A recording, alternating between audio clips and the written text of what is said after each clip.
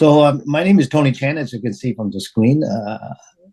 Welcome to DAO, the ninth version.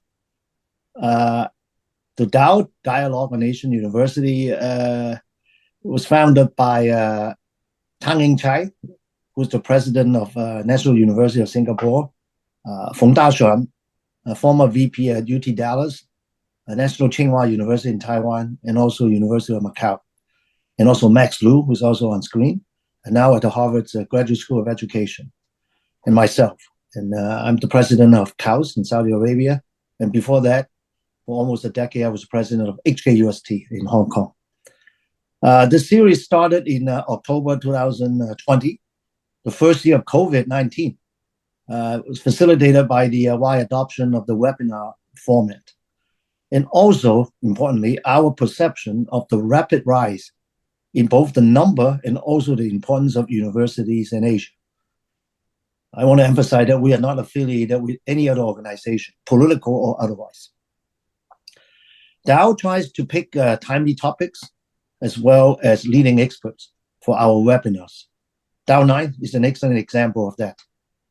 The topic of higher education and the changing global order is surely on many academic leaders' mind in Asia and elsewhere. It certainly has been on ours for some time. And we cannot find two panelists better than the two we have today. I will give them a proper introduction a little bit later. A word about the format.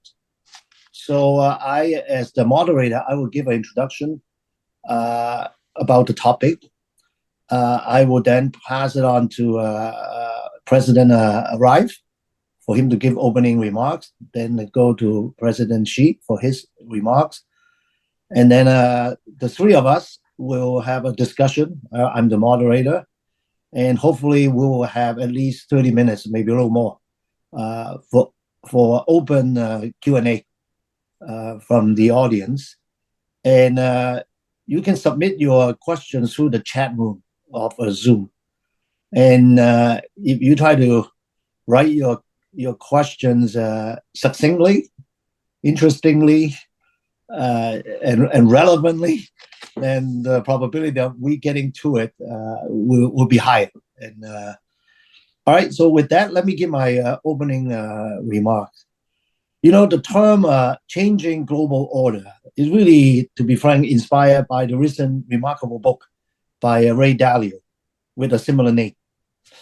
Dalio used a meticulous historical analysis to track and also explain the rise and falls of world empires over the last 500 years or so, from the Dutch to the British to the American and now the Chinese.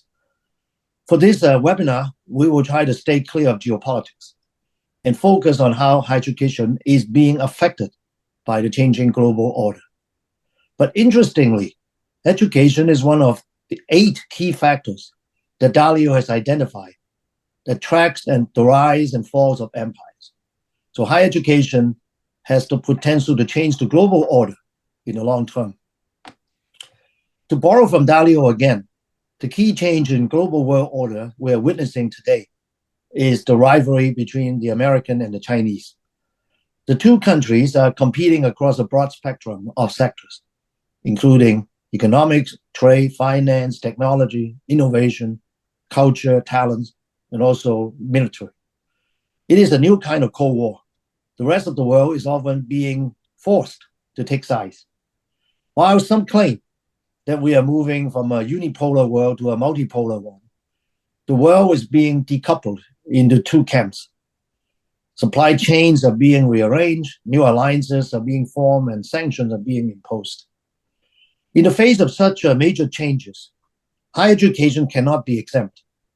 The role of higher education, or universities specifically, in the creation of new knowledge, purveyor of truth, independent thinking, nurturing of next generation of talents, promotion of global understanding, are being challenged as never before. Academic exchanges between the US and China specifically, already severely curtailed due to COVID, is now at a historic low. The recent China initiative by the US government has cast a shadow on many Chinese American scientists and scholars working in the US. Many feel that a new kind of McCarthyism is being pervaded. Recent surveys show that there has been a significant number of Chinese American scholars leaving the US. At the same time, the number of Chinese students choosing to study in the US has been also in decline. A recent Wall Street Journal article published only 2 days ago on January 3rd by Professor Rory Truex, who's an associate professor of politics and international affairs at Princeton University, titled, I quote, "Where have all the American China experts gone?" End quote. Tells a worrying trend of fewer Americans learning and studying about China. China's own Confucius Institute in the US are facing increasing pressure to close. The Tsinghua Berkeley Shenzhen Institute, started in 2014, is now under investigation by the US Congress. So on the research side, many topics are now taboo for collaboration between American and Chinese scholars at institutions. The current list includes, in my book, AI, quantum computing, and semiconductors. But many other areas are threatened because of the potential dual use. Let's hope that future taboo areas will not include global challenges requiring all global experts to tackle, such as pandemics, climate change, fusion energy, etc. Now, given the above, it would be hard to imagine any new collaboration between American and Chinese academic institutions. In such a period marked by historical technological shifts and geopolitical alignments, higher education stands at a critical crossroad, fraught with both challenges, but also untapped opportunities. Is there a new Cold War for academia? Is the traditional model of university sustainable in this changing global context? How are the geopolitical tensions affecting university in the US and China, and indeed globally? Can universities still play their historical role of promoting truth, knowledge, collaboration, and cultural understanding be maintained? How can university adapt? Will the tackling of global challenges requiring global collaborations be compromised? All of these will be the topics of our discussion today, hopefully. Now, let me next introduce our two distinguished panelists. First, Professor and President Rafael Reif was the 17th president of MIT. I know MIT is just over 150 years old because I recently there was banners everywhere on campus.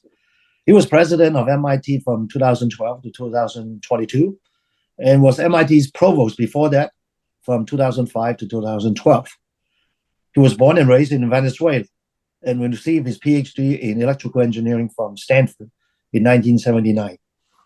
Quite notably, he is an elected member of both the U.S. National Academy of Engineering and also the Chinese Academy of Engineering. You're one of the few, Rafael. As provost at MIT, he championed online learning and mastery online courses, which paved the way for the very successful company, I would say, edX.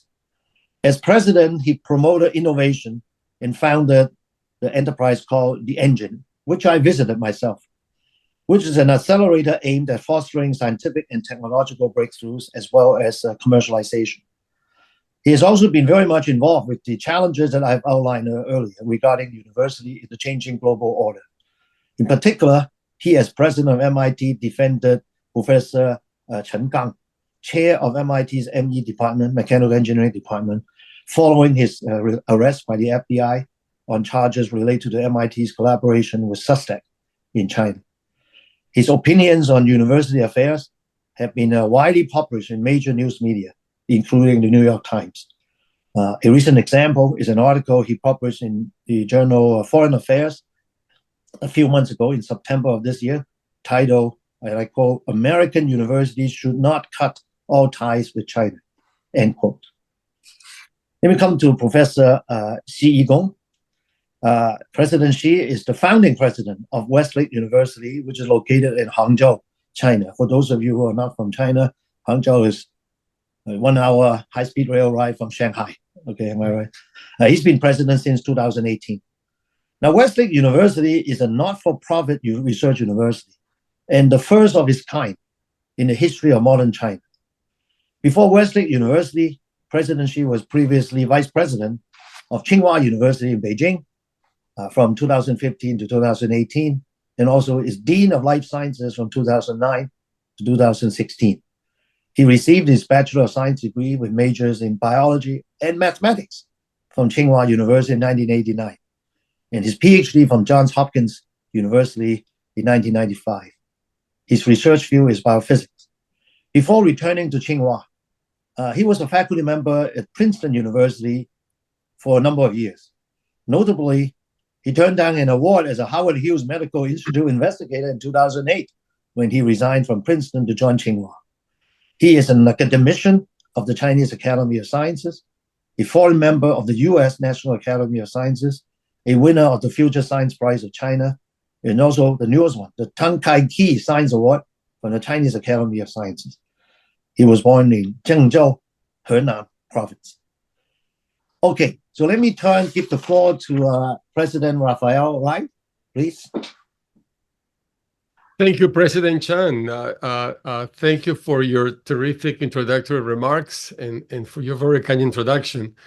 I'm glad to join you and President Xi. I'm honored, actually, to join President Xi to discuss the role of universities in a changing global order.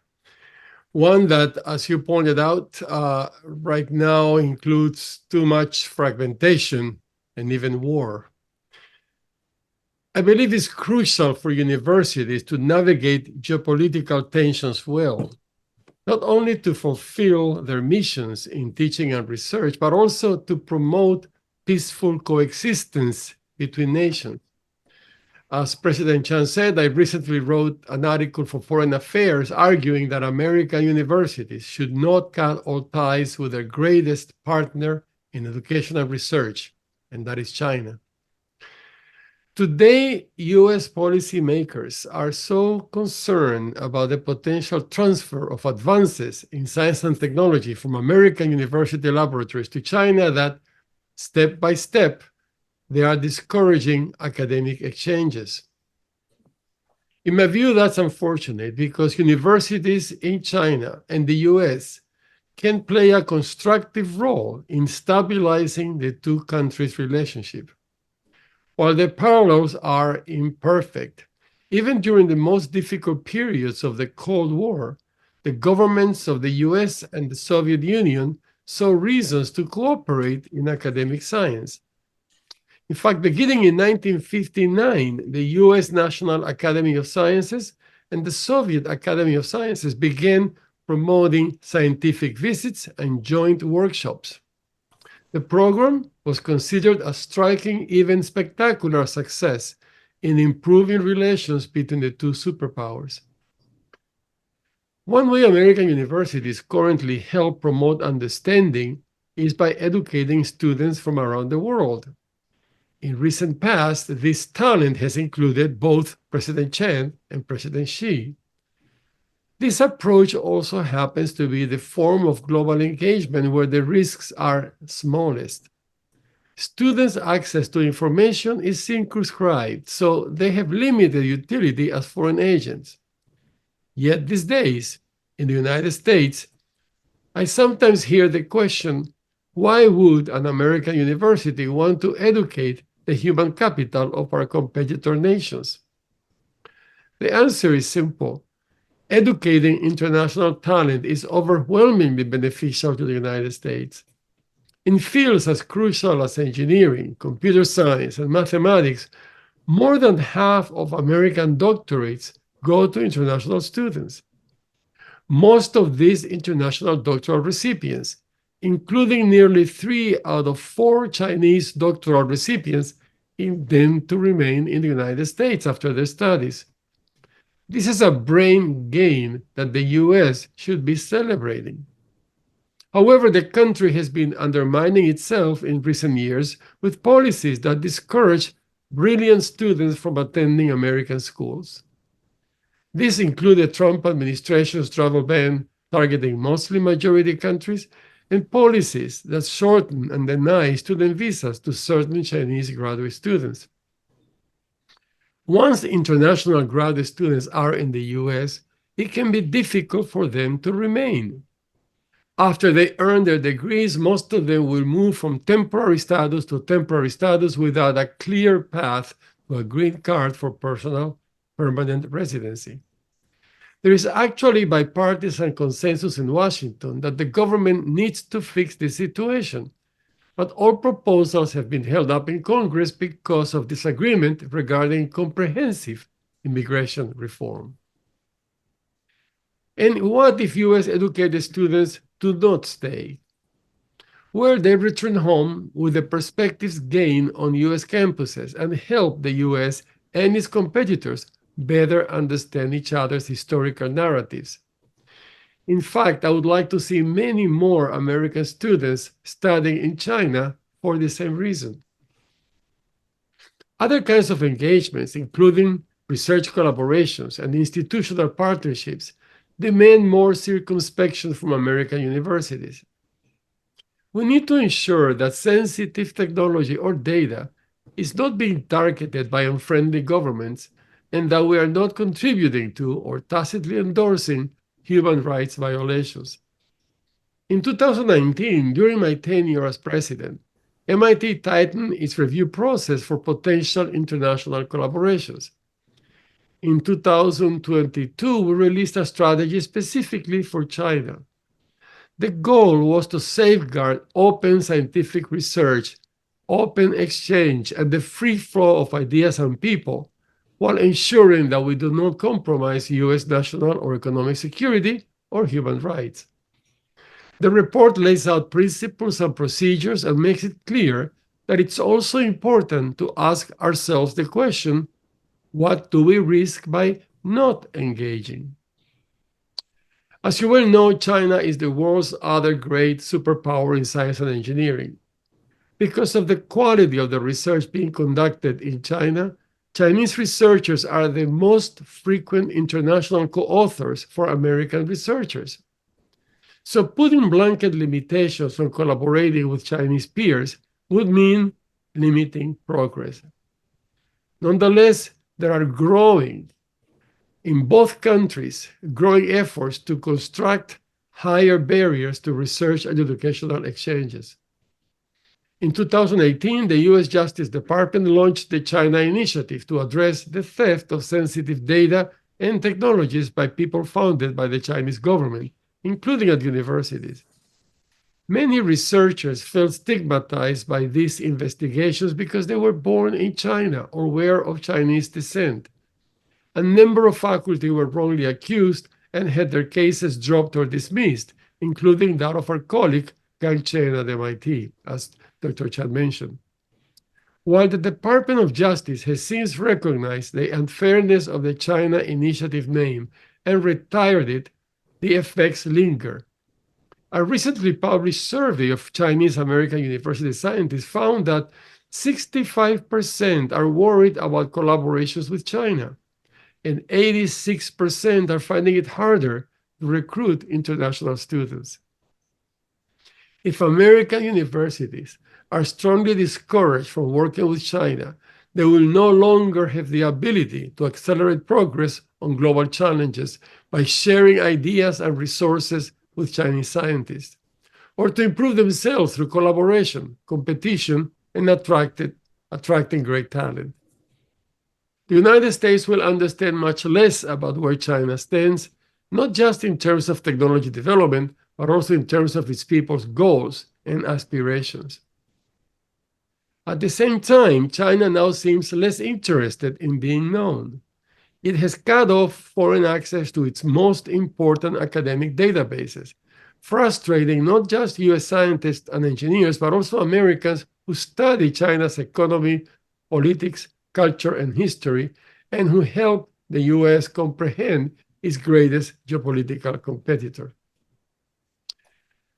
In considering security risks, every university should go beyond mere compliance with government rules and put policies in place to help the institution and individual faculty members decide when foreign collaborations are appropriate. And clearly, governments must take action against anyone illicitly transferring technologies to other countries. But it is up to both government and university leaders to ensure that legitimate national security concerns do not result in indiscriminate policies that make most academic exchanges impossible. Different kinds of collaborations involve various levels of risk, and they should be assessed accordingly. In fields such as climate change, pandemic prevention, cancer treatment, food safety, the risks are small and the potential benefits to humanity are immense. Even in those areas of science and engineering in which China and the United States are ferociously competitive, it may be possible to join forces on fundamental pre-competitive research. Ultimately, scientific cooperation is a form of diplomacy, generating open-mindedness, patience, and fellow feeling. I have seen it often. Once they begin working together for a higher cause, faculty and students from countries with long-standing animosities often overcome their cultural biases and learn to respect each other as peers. And connections forged in academic settings can have enormous positive geopolitical consequences. During the Cold War, the trust that American scientists established with their Soviet colleagues while considering purely scientific issues helped lead to bilateral agreements on arms control. Universities are uniquely able to build bridges through education, research, and joint problem solving. Because they employ the shared common language of science and scholarship, at moments when dialogue seems to be impossible, they are sometimes the only institutions still able to build those bridges. I believe that universities in both countries should accept and embrace the responsibility to build those bridges. Thank you.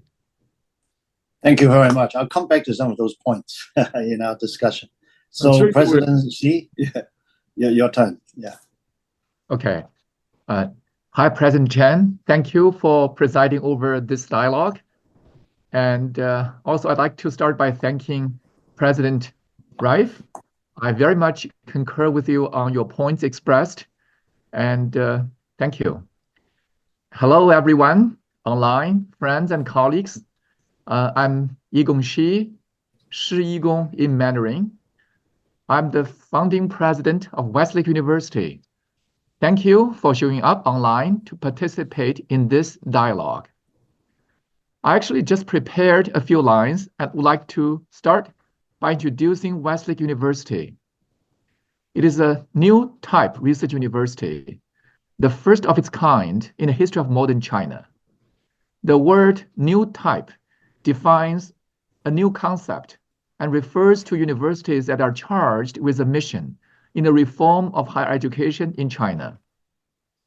Westlake University is founded by Westlake Education Foundation, a nonprofit charity organization, and supported by both public and private funds. During the past 7 years, we have received donations from about 30,000 individuals worldwide, including many from overseas Chinese. We are governed by a board of trustees. As a research university, we strive to make breakthroughs in basic research and key technology. As a higher education institution, we are committed to nurturing the next generation of scientists, engineers, and leaders with a global mindset. We believe in a shared future for all humankind. The world, after all, is a global village where all nations and individuals live together and work together to address global challenges, promote sustainable development, and achieve common prosperity. We believe universities are playing an increasingly more important role in realizing this vision.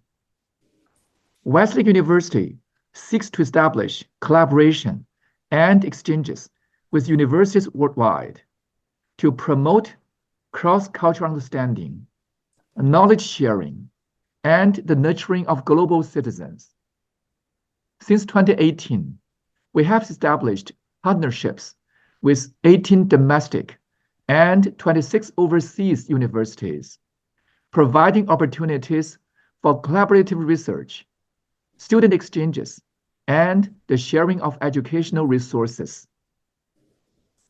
As we all know, our world faces increasingly tougher challenges. These include energy crisis, environmental issues, food safety, global warming, public health concerns, and regional conflict, just to name a few. Emerging and transformative technologies are a double-edged sword, improving the quality of life on one hand and exposing the society to greater danger on the other hand. Every individual or organization is gaining increasingly greater influence on the surrounding environment. More than ever, we need greater and stronger collaboration to tackle these challenges. At Westlake University, we are very proud to bring together researchers, students, scholars, and staff from many different countries and cultures. More than 200 world-class scientists from 15 countries and regions have chosen to join us as faculty members. We have built a campus where they can share their insights and expertise, collaborate to inspire new solutions, and in this way, foster true international cooperation. Both Chinese and English are official languages at Westlake, and all science courses are taught in English. We are developing a truly international community to build bridges between China and the rest of the world. Although we are very new in China, just over 5 years old, we have already made our mark as a global incubator of scientific discovery. Our accomplishments are exemplified by a stunning discovery by Dr. Reif, a physicist, and his team.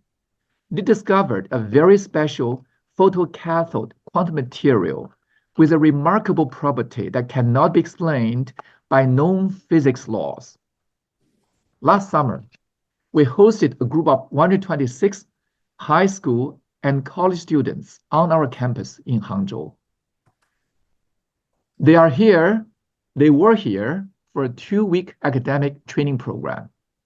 Among these students, 31 came from high schools in the US. During their stay, they exchanged their views on science, research, society, and the world. They engaged in collaborative study, participated in recreational activities, and worked together on research projects. 21 faculty members from China, the US, and the UK came to Westlake to present lectures and provide research guidance. Last year, Westlake University welcomed our second cohort of 96 exceptional undergrad students. Among these, our first group of international undergraduates from the US are already on campus. We have concrete plans to have a third of our undergraduate students coming directly from overseas. By the time our students graduate, we hope they will have become independent thinkers, lifelong learners, trustworthy collaborators, and socially conscious global leaders who embrace different perspectives across cultures and disciplines. On this very special occasion, I would like to call for even closer collaboration, cooperation, and exchanges among universities worldwide to make our shared future better. Thank you. Thank you, President Xi. I think my reading of the opening remarks is that we all three of us agree of what the situation is, why there should be continuing academic exchange, what the benefits are to both US and China, but also more generally to the global world, who needs this. The question I have is, what can we do about it? What can we do as individuals, as academic leaders, but also our institutions, in the faculty, in them? So let me start by asking President Reif. your articles, not just the one that you mentioned in Foreign Affairs, you have written other things, should have a big, wide audience, right? They are published in Foreign Affairs, the New York Times, and so on. So, and of course, within MIT. Have you noticed any changes to the actual policy or atmosphere that the scholars are facing?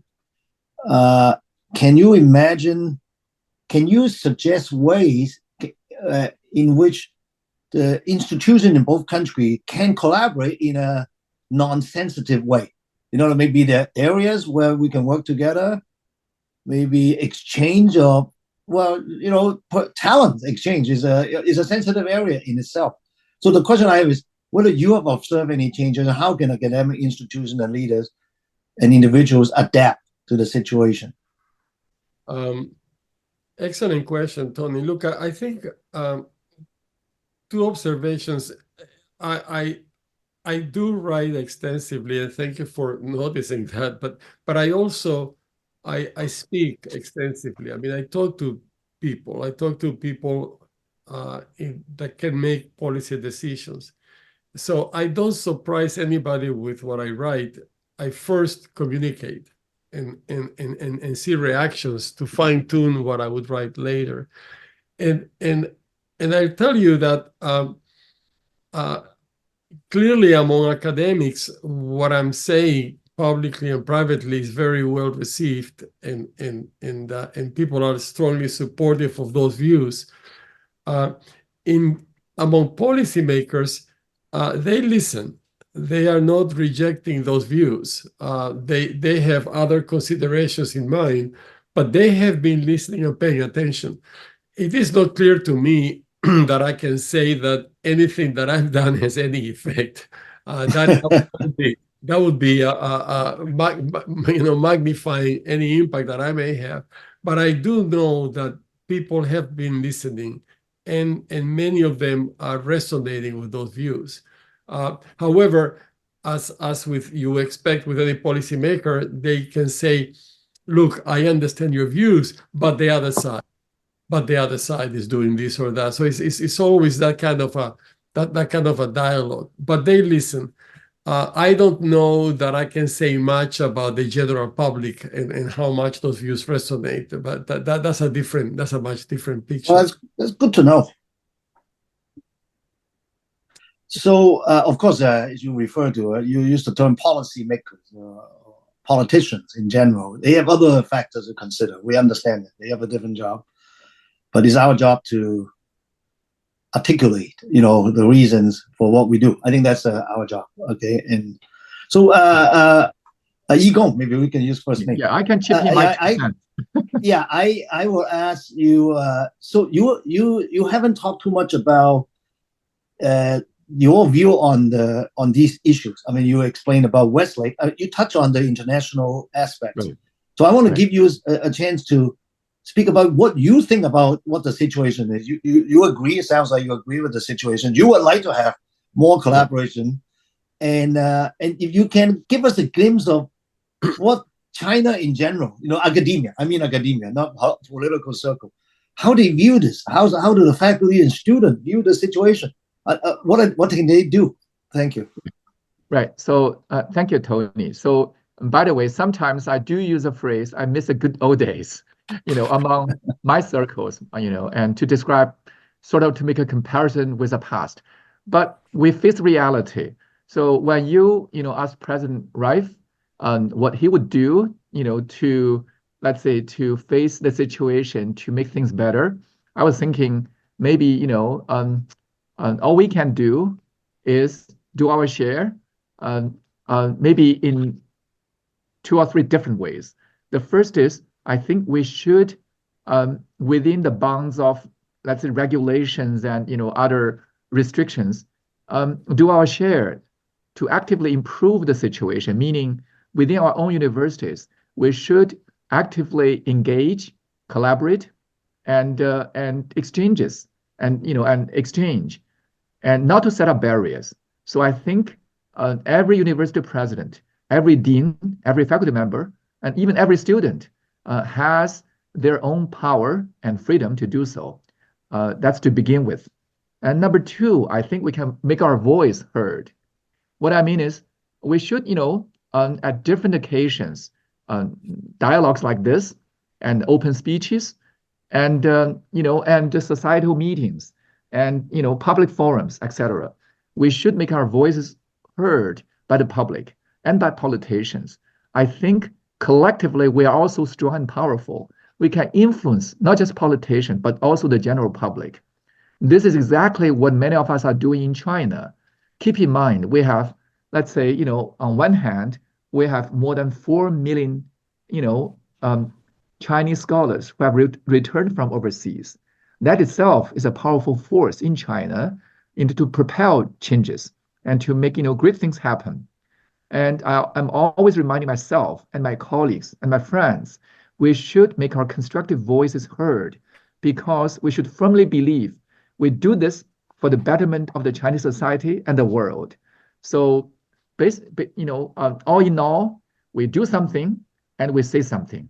In both cases, to make things better. With that said, I must say sometimes, as we can all imagine, I'm a little bit, taken aback by policies and by restrictions and, set up by governments. And not just, the two nations we are discussing, but also by many other governments, in the world. But on one hand, globalization is unavoidable with advanced technology and with, human beings in the 21st century. We have already gone beyond and, the period where isolationism can even, let's say, survive. We have to work together to deal with challenges of our shared future. How could we isolate or take a step back? We just cannot. So face reality, we should all work together. And I do think we can win the support of the vast majority, in all nations. Anyway, I'm actually very optimistic, deep in heart. That's very encouraging, actually, because it's easy to be down, it's easy to not do anything, right? Why attract more attention? There's a Chinese saying, when the tree gets old, it catches the wind. Right? When the tree gets big, it catches the wind. So, but we have a responsibility. I think Rafael used that term. We have, in our position, in our institution, our individuals have the responsibilities. No, let me follow up with Yigong.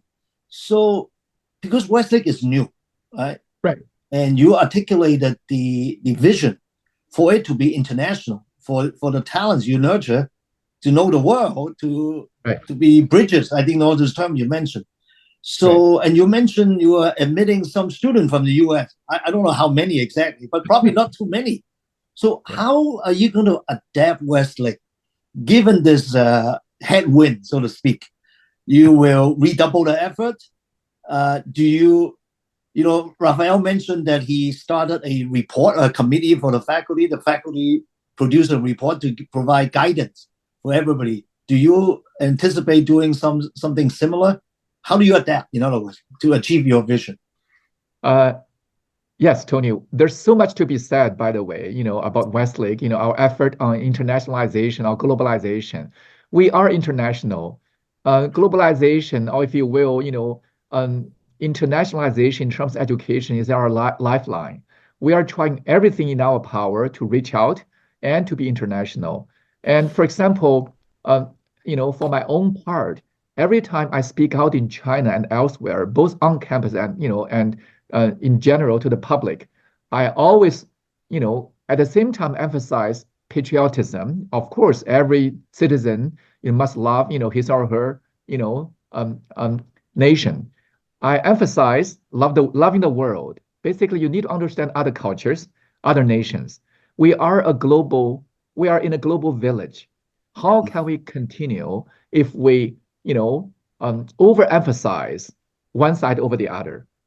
Polarization would not work. In the end, we need to have a balance. So I think that's a value Westlake truly treasures. Here at Westlake, we emphasize inclusivity and diversity. We do believe the world will be better. Let me give you a concrete example. for undergrad students that we have recruited for 2 years now, first year we have 60, second year we have 93, now we have 153 students on campus. We asked them, each and every one of them, to spend at least one semester in the US, in our partnering institution, be it Berkeley, Cornell, Duke, or University of Chicago. So we've signed agreements with 26 universities worldwide, including maybe over a dozen in the US. So by placing each undergrad student in an undergraduate college, university in the US for one full semester, sometimes maybe 2 semesters, they will gain deeper understanding of the culture, the surrounding environment, and how average citizens in the US think. They will gain deeper understanding of the world. I think they will be more, balanced. They will be well-versed in discussions, debating, whatever you can think of. So I think that is one sort of, very small example of what we are doing to have this international level of education permeated in everyday life of our students. Have you encountered any challenges in negotiating those agreements? You said with over a dozen US universities. Does that include MIT, by the way? I'm wondering. We would very much like to approach MIT. Actually, we have tried very hard to approach a number of elite universities in the US, and MIT included. Princeton, where I worked for a little over 10 years, is another institution we've worked hard on. Basically, we would like to send our students to research university in the US to gain, on one hand, cultural experience, the other hand, research training, and as undergrad students and knowledge gaining. And we do encounter issues and problems. The biggest one, perhaps, is the invisible pressure from the US government. So even though sometimes the US government has not done anything restraining, let's say, student exchange at the undergrad student level, let's say, maybe that they have, the implicit message, cast on the minds of the educators in US-based colleges and universities can be perceived, can be felt by my colleagues during the discussion. They worry about accepting, many Chinese students on campus. They worry about and whether such move will be, as you said, headwind facing the rather whether are in line with sort of long-term US policies. And anyway, it's easy to decide not to do anything. It's easier to do it that way. I think that's right. Yeah. I'm actually. So, by the way, because I spent quite a few years in the US, 18 in total, I felt during my stay in the US, universities had a much greater degree of operational freedom in terms of international exchanges. As President Reif mentioned, even during the Cold War era, Soviet Union and the US had exchanges at the grassroots level in terms of student exchange, in terms of faculty visits, etc., in terms of maybe research exchanges. And now, we don't have a Cold War, we don't have that level of tension. So why are we becoming, less courageous and a little bit more timid for educators? It seems everyone, sometimes universities, our hands and legs are bound by invisible forces. I don't know. And right. Well, that's a good question. I'm not living in the US now, but of course I spend a lot of time. So I think I understand. I can imagine the situation when you do the negotiation with your potential partner. Let me turn to Rafael, because potentially, he's not the president anymore, but he was in the room many times. So Rafael, can you talk a little bit about, for example, this report you referred to that is written by MIT faculty and administrator on the guiding the faculty about what to do? Can you tell us, okay, sort of what in principle, what the guidances are, where are the areas that are okay, where the areas that are not okay, and where there's something in the gray area? In particular, how how you respond to what Yigong just mentioned. Let's say he were talking to you and you were president.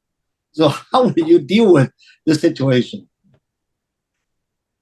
Yeah, well, his President Xi opened a very important point. Just one comment, President Xi. I don't think I never saw any invisible forces that may prevent MIT from doing one thing or the other. I think the consequences, what I've seen is a reduction and issues with visas and so forth that I see the government doing, even though they are saying that things are much better right now. But I have not had a sense that we cannot do anything with student exchanges, or I haven't seen any of that myself. But going back to Tony, I think the key issue is what becomes research in what people may refer to as sensitive technologies. And then you mentioned, Tony, a few of them. You mentioned AI and semiconductors, and I think quantum was the other one you mentioned. So I think the only area in which we sense the invisible force that President Xi was mentioning is if we want to have a relationship with Westlake that works on AI. So then we have to understand, okay, what kind of AI? Is it a fundamental work? Is it more applied work? Is the fundamental work close to applied? So the issue is, how close are we working on technologies that affect national security? So we have to stay away from that. And I have not seen the invisible forces, but I think it's kind of a sense that is the right way to proceed. So those kinds of recommendations are on that report. But I think what I feel very strongly, and I really enjoyed, President Xi, your comments on that same topic, that there is a lot of work to do to address the most important challenges the whole world is facing. And whether it's climate change, whether it's energy, I mean, there is a cancer treatment, prevention of the whole the horrible situation we had to face in the whole world a couple of years ago, the pandemic. There is a lot of work that we can do together that is not going to go into a military application. So that should be okay. And I think if we are being told that it's okay, then we should do it, and we should test the system, and we should test that we can actually do that. And I think I do agree that maybe universities on both sides, I cannot speak about China, but in America, maybe a little tentative, not even trying that just in case. But I think we should, and I think we should make an effort to build those bridges in areas in which there is clearly no national security implication. Thank you. By the way, I've been peeking at the Q&A. There are two channels, right? One is Q&A button on Zoom, and the other one is the chat room. I think Max is trying to encourage people to use the Q&A. And I see a lot of names. By the way, the question are posed by some senior leaders around the world. So I want to get to that. We used to allow time to address some of those issues. So I want to turn to Yigong. Yeah. So as you said, you spent almost 20 years, right? 2 decades in the U.S. You are very familiar with the U.S. system, and then you returned to China. I assume you are very familiar with the Chinese system. And you said you are optimistic, so which is actually very encouraging. But to tell you the truth, from my perspective, sitting outside, I mean, I'm not living in the U.S. or in China, right? So I'm in the Middle East. It's difficult for me, from what I read, to be optimistic. So I read what I read, which is not mostly from policymakers, if you will. Not so much from people like you and me and Rafael, right? Right. So how can we, in other words, if we talk among ourselves, we are preaching to the choir. As Rafael said, right? People who listen in academia, they're generally receptive. But I think we need to get to the politicians. Okay. So now, I will not ask you about U.S. politicians, okay? Because you're living in China. Rafael is the one who said, at least they listen, okay? But they have other factors. What about in China? Can you give us a sense? How does, how do the Chinese academia writ large, how do they look at this? Do they share your optimism? Are they actively, despite the headwind, are they really trying to encourage and proactively find collaborations and so on? So I want to give the audience a view of the China perspective from this angle. Right. So I'm not sure whether I can very precisely describe the general feeling from the Chinese academia. Let's say, but I can, perhaps comment a little bit. I think generally speaking, for those of us who have stayed in the US or other nations for some time and then, came back to China, we, meaning not just myself and many others on on the campus of Westlake and Zheda and Tsinghua, Beida. So I think we feel a little bit pessimistic on the surface and at the moment, but we do feel optimistic, I think, in the long run. We recognize some of the changes are maybe at the moment results of, let's say, how to describe that? Basically, policies that are related to individuals, related to, maybe I call it timely, tension, as you referred to earlier, as, Ray Dalio phrased in his book, China is on the rise, US is on the decline. By the way, I'm not sure whether I fully agree with that assessment, but things like that do make the world face a tough situation at a time. And so, I think my colleagues, many of them do feel a little bit different. Actually, I shouldn't say a little bit, quite different from before. But we also believe this situation will last maybe for some time, but will change ultimately. And I don't think any one of us can predict what's going to happen in 10 years, let alone 2030. So I think we are in a circle, maybe at this particular historical moment, maybe in the next few years, let's say, we are going to face some tension. But eventually we have to work together. And the reason I'm very optimistic deep in my heart is because the US and China must work together. There's no other way around. I think politicians, in the end, they are smart. They have to come to terms. And if these two nations, let's say two largest and strongest nations in the world, do not cooperate, do not engage, do not, collaborate, what world are we talking about? And what future are we talking about? I just see no such scenario. I think they will come to terms with the world. So that's why I think, my colleagues and my friends in general, I think are, deep in our heart, are optimistic. By the way, let me, make a very small point. I proposed not long ago to the Chinese Ministry of Education to open the campuses of major Chinese research universities to foreign students overseas, in particular to those from the US. So because I remember the good old days when the US campuses were fully open to Chinese students, and for that matter, to students from all other nations. And they went to the US, they also benefited the development of science and technology in the US. And the same thing is true, I think, we should have reciprocal case for China. As China is developing economically, and China is more capable of supporting foreign students. And many of, many friends and colleagues, are proposing, are advocating, accepting, more foreign students on Chinese campuses. Still, again, for the same purposes of cooperation and exchange. Tony, if I may comment, yeah, please. Well, please. Because I love the way a conversation is going between the two of you.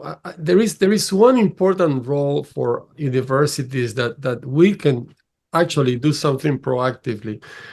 I think policymakers or politicians, as you call them, government leaders, they really want to do what's good for the country. I mean, I strongly believe that. And what's good for the country normally also has to do with what people want them to do. So they listen to what people want them to do. In both in China, in the US, the systems of electing government leaders is different, but no matter what the system of election is or selecting them, they want to do what people want them to do. They want to keep them happy and comfortable in the society. But this is the problem that I see, and where I think university can play a role. The narrative that government leaders may feed the population may be one that makes the people tell the government what to do, which is what the government want to hear what to do. So they kind of control, in a way, the media or the government with a narrative that they feed the population. They control the direction of the country. And our role in universities is to challenge views, to challenge narratives, particularly narratives that demonize a group of people. If there's a narrative that demonizes somebody else, another country, we just have to play the role of, hey, wait a minute, let's understand this better. Let's not accept. I'm not trying to suggest a revolution of any kind. I'm just simply, as universities, we just have to teach, educate, be open-minded, and challenge narratives that demonize people. Because people are not demons. They are trying to do the best they can within the narrative. And therefore that, and insisting, as President Xi mentioned, and I love what you said to the Minister of Education, the free flow of ideas and people, just that refreshes that kind of, let's challenge narratives. And that's the only way that we can maintain societies that can be open-minded and more in a progressive way, the way President Xi described it as a global. Very good. Yeah, very good. As I mentioned before, it's easiest not to do anything because there's always some personal risk, right? So I actually admire both of you. It takes courage to do what you have done, to write to the media, as you say, to speak up. That's a responsibility, to make suggestions to government policy makers. I think we all, including many of you in the audience, we just have to continue to do that. One advantage universities have is a long time scale. Universities, some of the universities are older than most governments. Okay, so we have, and we are nurturing people, and people's lifespan, is in terms of, century, right? So that's the idea. Now, I want to turn to some questions from the audience, and I recognize many names, so thank you all. So I will try to do my best. Okay, so some of these questions have already been addressed because by all of us, by especially Rafael and Yigong, but some of them are new. So let me come to some of them, if you don't mind. So one is from Dennis Simon. I hope Dennis is still on, is a good friend of mine from the US, China expert. So he mentioned about the current science and technology agreement. I think that's what you mean by STA, between the US and China, which was set to expire 4 or 5 months ago, and was then extended by 6 months by President Biden, which, according to my count, will come up in a month or two. Okay. So it's So his question is, why isn't, so there are many new minefields, such as data security, personal security, cyber, intellectual property rights, etc. Why isn't there more enthusiasm and activism being shown on both sides to get the STA renewed? And then another person, Ricardo Ramirez, he seconded this. He said, yes, please answer this. So maybe this is more for Rafael. I mean, but this is two sides. So you want to pick that up? I think in the US is very clear that the academic institutions want this thing to continue. I mean, I don't think you'll find any academic institution in America that is happy with this to stop. And the organizations have been proactively as groups, not as individual universities, talking with policymakers to make sure that continues. Very often in cases like this, in which is so visible, sometimes it's better to do this quietly and to try to influence that decision quietly, because it's politically pretty complicated for in particular in an election year. I expect that President Biden did the right thing by extending it. I expect that extension to continue, but of course, politically, it's hard to predict. But the point in America, I think every single academic institution is very much in favor for that agreement to continue. Yeah. Right. Yigong, you want to comment on this? Yes, yes, a little bit. So I've been watching very closely the renewal of that, ST agreement. Yes, it was, the decision had been postponed maybe for a few months. If I remember correctly, the topic will be up again probably April, in just maybe 3 months or so, something like that. So, but that STA agreement, that science and technology agreement, is a cornerstone for many other, satellite agreements. Without this cornerstone agreement, I think everything, falls apart, and it will be a calamity. And the grave danger of losing control, really worries me. So I think, although I cannot do too much, in my part in China, because this is a policy, making process in the U.S. But I think the U.S. stands to lose a lot. In the end, if we, only single one-sidedly an eye for an eye process to view this, STA, and I think it's really, unthinkable to me, because I do think it's a mutually beneficial thing, for both nations and for the world. And if this is not renewed as it should be, and I can't imagine down the road how we can have student exchanges, how can we have other type of engagement continuing, based on what we have taken for granted for 45 years, right? Yeah. So here's another interesting question from Chen Mingke. Okay, so he or she is asking, how can university worldwide enhance collaboration beyond traditional student exchange program? Are there feasible approaches such as online cultural exchange events that could involve students from different universities and countries in a more inclusive manner? And so that's a pretty thought-provoking thought. So you want to, for example, in Westlake, I'm talking to a current president. You can make that happen, right? You can have an online exchange. That's what he's saying. Yeah. Right. Well, that's a tantalizing idea, by the way. Think about the situation 4 years ago. Probably the number of, let's say, online meetings and dialogues, was only a small fraction of what we have today. And because of COVID, because of this, very tough 3-year period, we all have gone through, and online, seminars, meetings and conferences are now, commonplace. So I do feel, online cultural events are doable. Perhaps we have to do that, to save resources, to save, international travels, etc. But in the end, we're placing, individuals in the same room, in the same place is still essential. I do think so in the end. Very good. Yeah. Rafael, you want to comment on that at all? Yeah, no, I fully agree with President Xi. I think online ways to show share cultural experiences or art and so forth. It's better to have that than to have nothing. I agree, but at the same time, the real goal, in my view, the real goal of these exchanges is to get to know each other, to get to understand each other, because people from different cultures have different narratives, and they see the same facts and conclude different things because they are being fed different kind of information.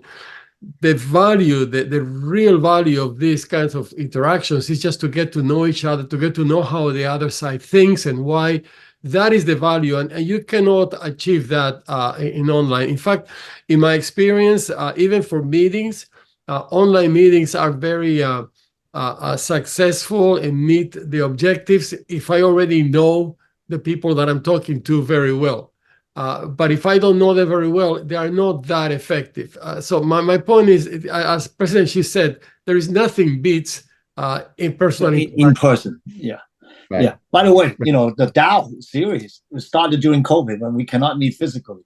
But I have to say, the fact that we can have this webinar, right? We are in different parts of the world, even the 4 of us. And then there's, by the way, it was up to 120 or so people who have signed up. So, imagine doing this physically. It's very difficult, right? So it's better than nothing. Hopefully it's better than that. Okay, let me turn to another interesting question that is posted. That is on the idea of a dual use. Okay, because that's I mentioned 3 areas, right? AI, quantum, and semiconductors. But there are many other areas that potentially dual use. Dual use is such a broad term. I would say even climate change, it can have dual use. Okay, fusion energy definitely, right, have dual use. And so with anything that is critical, important enough, right, there's always a national security issue attached to it. For example, during the pandemic, there's health security. I mean, I live in the Middle East, there's food security. It's not easy to grow food here, and so on and so forth. So university, by its definition, is universal, right? We study everything. I mean, at least for a comprehensive university. So how do we negotiate such thing? So maybe I should ask Rafael, you have the MIT report from the faculty. Do they say something about dual use? Yes, of course. I mean, that is the challenge is that now everything has been securitized. As you said, Tony, even climate change could be considered dual use. I think the issue is, I think the U.S. government has used a term, I don't know whether I'm quoting them properly, but it's like a small yard and a big fence or something like that. Yeah. Tall fence. Small yard. This is by, yeah. Small yard. Yeah. And so I think the issue is, how do we define that small yard? I mean, how can we be more precise so that we can have a clear understanding of what is that we cannot do in collaboration with our Chinese peers and what is that we can? That is still not very clear to me. But in my view, I have my own view on that, but I don't think it's very clear and very commonly practiced. So I think that requires a little more work on clarification, but at least the term has been coined that it is a small yard. So the question is, okay, what is the size of that yard? How small is it? And what precisely is in that yard? I can easily think that there are quite a few. Let me give you an example. If we have some people doing research about how children learn, because the way children learn, a 1-year-old toddler, 2-year-old toddlers, they don't learn the way the machine learning algorithms learn. They don't learn by showing pictures of many cats to recognize a cat. So the children learn in a different way, not in an algorithmic machine learning approach. So if we do research on how children learn, in order to be able to advance AI, is that dual use? So I would argue it isn't. It's this fundamental research. Now, how you use that research, then it could be for commercial purposes, or it could be for military purposes, but that is basically fundamental research. But I don't know how policymakers view that same example. So I think my point is, I understand the small yard, but we still have to have more clarity in the boundaries of that fence. So there are two questions that are unrelated at first on the surface, but seems to be related. So one is, what about the global South? The world is bigger than US and China. I mean, that's the rest of the world. They need to, have to limit the collaboration with either China or the US, because as I said, sometimes they are forced to take sides almost, okay? The other question that is, what about, there's Westlake, there's MIT and so on. But these are elite research universities. What about other universities? That university is huge, and there are people there, there are talents there. So what can they do? Those are two related questions. What about the rest, in other words? Yigong, you want to pick that up? Actually, I'm not sure whether I can come up with a good answer. It's really, whether it's dual use or whether it's, so this is very, it's a very subjective sort of, area where it all depends on how we understand, from which angle. So any technology can be viewed as dual use if you really, extend the definition, go into imagination, if you will. And on the other hand, unless you explicitly use something immediately for, let's say, military use or whatever, I think, I'm more inclined to define technology and basic research as, for the benefits of the general public and civilian use, if you will. So Yeah.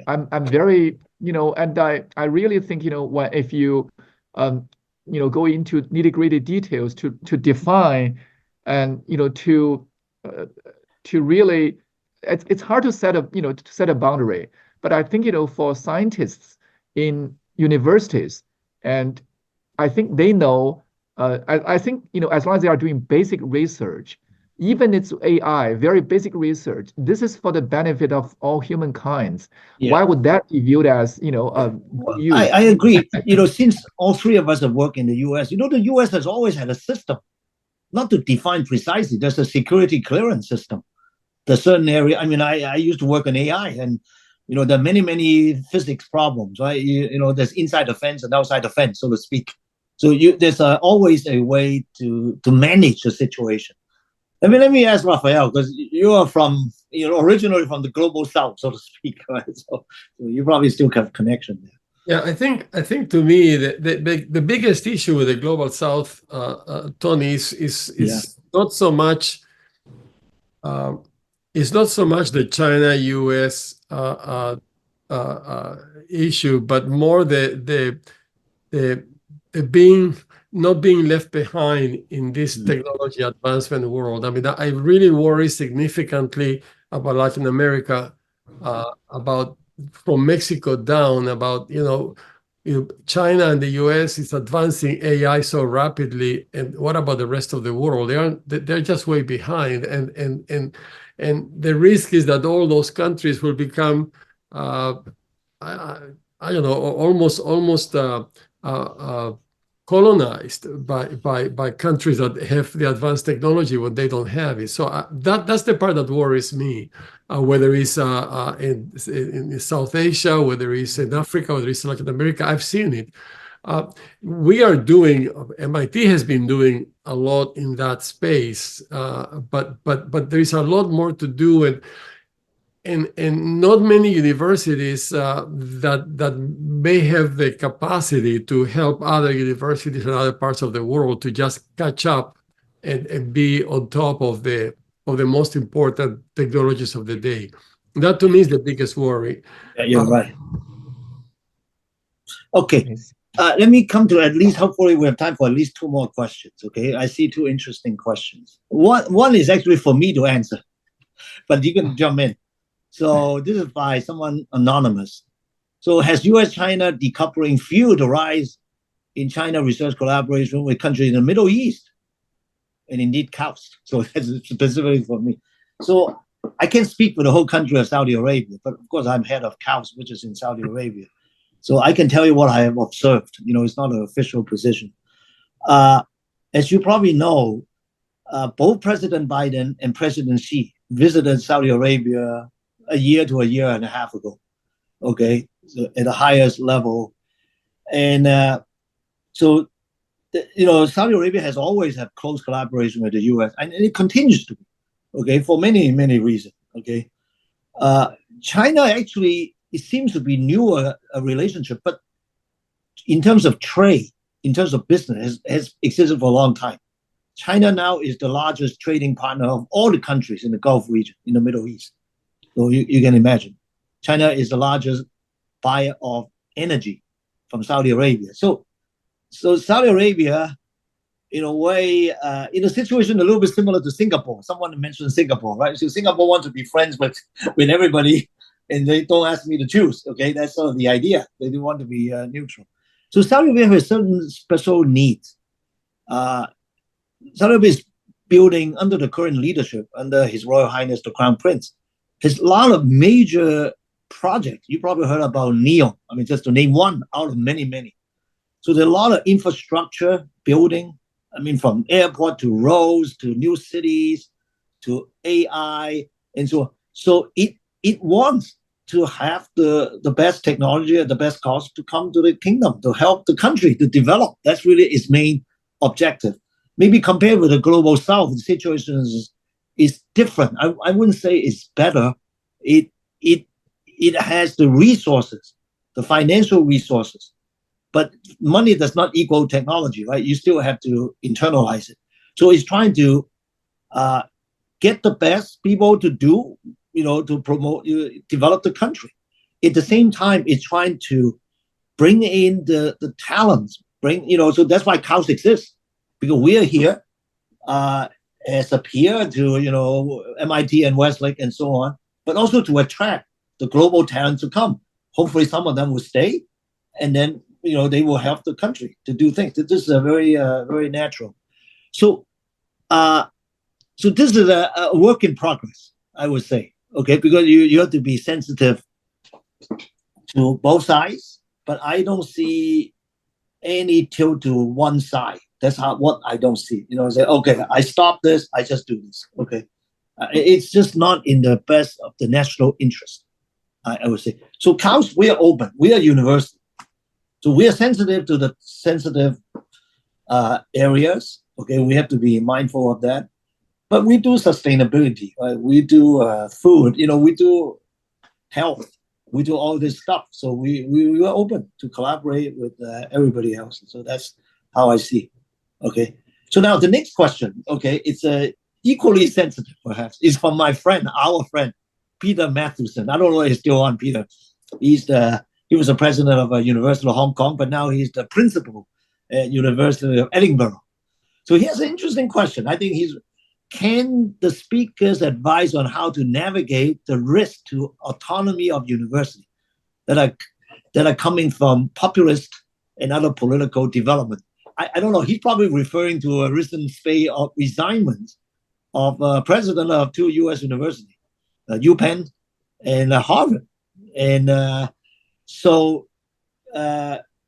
populist thing, by the way, so far my observation specifically in those two cases about Israel and Palestine. It's not about U.S. and China, although I can see that develop.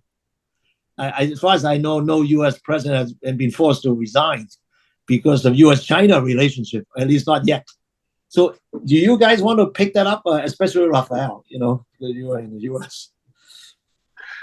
Your friend, Peter, I'm sure. That's a very good question. I think the situation that has happened right now is an interesting one to learn from, to study and learn from, because it's unusual in the sense that, I see many columnists, many thought leaders saying that universities should not express political positions, should not express any positions whatsoever.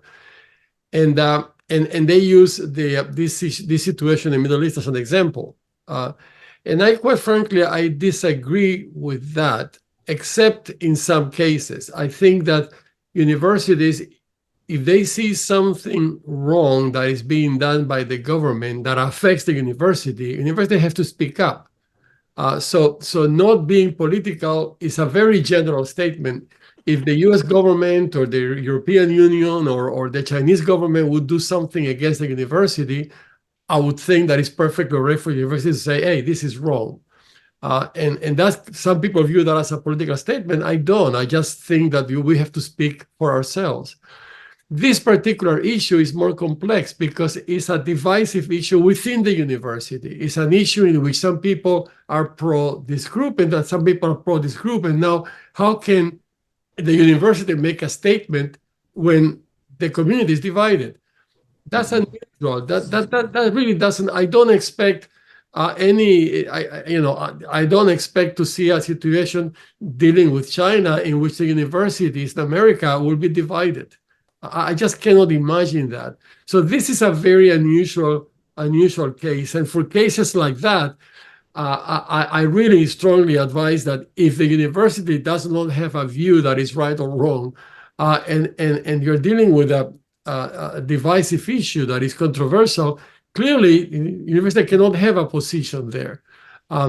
So if you do that, then you just start losing autonomy, as Peter mentioned, and then we have the issue that we just had. So that's as far as I can go with it. I want to take advantage of this to plug in the point that I think universities should speak up. The idea that because this happened with these two presidents, that's an example in which we shouldn't say anything because we get in trouble. I disagree with that. We should speak up, but we have to choose when and where. If it affects us, we have to speak up. If it's an issue in which the community is divided, how can we speak up? We cannot represent both of them at the same time. Yeah. I've always maintained the position that universities is a microcosm of society. When society is divided, it's difficult for the president or the university as an entity to speak with one voice. It's just one or many, just like society. So perhaps it's unfair to expect the president to represent the university to speak with, he or she has their own personal view, but it need not represent the university's view. So I think our time is almost up. We have a few more minutes. So I just want to give Yigong and Rafael your chance to give your last word. So that anything we have missed, anything we have not discussed. Yigong, you have something you want to bring up? Yes. So we've discussed a lot on university affairs, university's role in today's increasingly contentious environment, etc. But I think we had not have enough time to discuss how we can work together to deal with crisis of the future. And I'm quite adamant that we face a much tougher challenge down the road. That is, advanced technology is now threatening, our very own existence down the road. And if you can, I'm sure people online understand or know this event. Geoffrey Hinton, the scientist who invented neural network for AI, I think in early June, in Beijing's AI meeting online, he sort of regretted that he felt regretful that he invented the neural network for the emergence of new AI technology because he was fearful of AI, bringing potential disaster to the world. And things like this, of course, I can go on to discuss maybe nuclear crisis down the road, potential this and that. I really think, while we are discussing, key issues of smaller scope, we might have missed a bigger picture. That is, have our students and faculty. Point. Right. Perhaps and, that should be a topic for a future DAO. Okay. Right. It's really, why, if a disaster is approaching, but without being realized, the potential danger, all of a sudden the world would be, unprepared to hit such situation. So I think sometimes we are in a local minimum, whatever, so we are focused on small issues. The eye of the storm, rearranging the deck chairs on the Titanic. Right. That's what you're saying. Even for the topic you mentioned, Tony, freedom. There's a much greater definition for freedom, operational freedom, for example. How university can manage, research, topics, student education, etc. We can go on and on. So it should not be restricted to a single definition of phrase. So that's what I'm, getting to.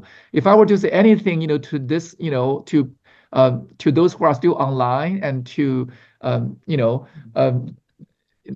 everyone online, I would say, before it's too late, we should all work together and work hard in our own realms to make, ourselves not regrettable about what we do today. I think, we should. Very good message. Rafael, I'll give you the last word.